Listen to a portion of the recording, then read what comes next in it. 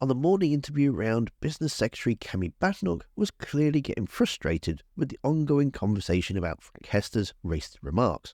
In the interviews, she now wrote back on her outrage of the racist remarks and basically said everyone should just move on. Even speaking to Nick Ferrari, saying that it was a flippant and trivial remark. She's openly admitted that they definitely want more money from him. But what actually surprises me is that they've had 2 MPs murdered in the past few years, and yet the media seems to be focusing more on the racism angle, and yet seem to be forgetting that he wanted Diane Abbott to be shot. She just oozes arrogance and gets very tetchy when asked questions. I can guarantee, though, if it was a Labour donor or an SNP donor that had said that they hated all black women because of her and they wanted Kemi Badenoch to be shot, she would be going off her head right now, even if it was a week ago. So here's Kemi Badenoch getting very frustrated at talking about last week's news. The Prime Minister also shares my view on this, and we also agree that this is something which was said a long time ago. The individual in question has apologised, and we've drawn a line under it. We're surprised that it's still coming up in the press. You say you've drawn a line under it. I think most people have moved on from it. Would you be comfortable with the party accepting any further donations from this man?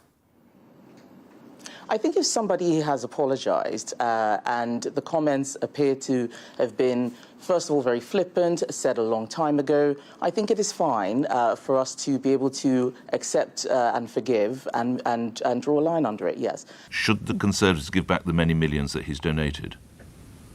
No, I don't think so at all. I'm actually quite surprised that people suggest this. This was something that happened 5 years ago. He wasn't talking to Diane Abbott.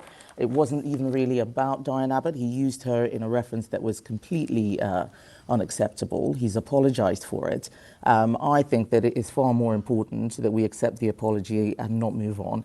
It's taking too much attention, I think, away from what is actually meaningful to the people around the country. So it's okay to take millions of pounds from people who make racist comments? That's not what I said. He did not make those comments yesterday. He made those comments in 2019. No, he did make racist comments. I'm very aware of what he said, Nick. I don't need you to tell me what is and what isn't racist. I wouldn't seek to do that. The point I'm making. Yes, I just want to make clear that you can make racist comments and the Conservatives will still take your money. The point I'm making is that when people apologise, they should be forgiven. I think he's apologised for them. But we've answered these questions. I haven't spoken to him, but we've been talking about this for well over a week now. This is trivia, Nick. I'm sorry, but I really do believe it is. The headlines. In fact, I'm still amazed that over a week later I'm being asked about it.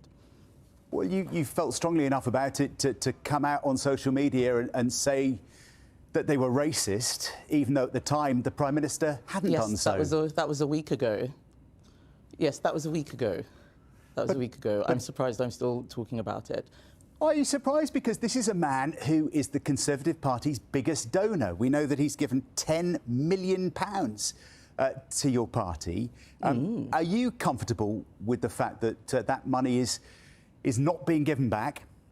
Yes, and as I said earlier this morning, and also, as I said last week on Tuesday when I explained my views, I thought that the comments were racist, but he had apologised. I think when people apologise, we need to accept that and move on. Whether or not someone who gave us money may have said something inappropriate which we've apologised for, in the grand scheme of things, I don't think is that relevant to the people who I'm working for, which is my constituents and the rest of the country. OK, so that's the £10 million that he's given in the past.